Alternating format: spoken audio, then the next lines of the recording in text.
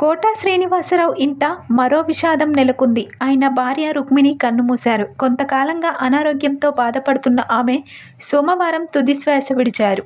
కాగా కోట శ్రీనివాసరావు నెల రోజుల క్రితమే మరణించిన విషయం మనందరికీ తెలిసిందే. వృద్ధాప్య సంబంధిత అనారోగ్య సమస్యలతో జూలై 13న కన్నుమూశారు కోట. ఆయన మరణించిన నెల రోజులకే భార్య మరణించడం విషాదకరం. కోట రుక్మిణి మృతిపై పలువురు సెలబ్రిటీలు తీవ్ర విచారం వ్యక్తం చేస్తున్నారు. తెలుగు చలనచిత్ర పరిశ్రమలో విలక్షణ నటుడిగా కోట శ్రీనివాసరావు గారు తనదైన ముద్ర వేశారు.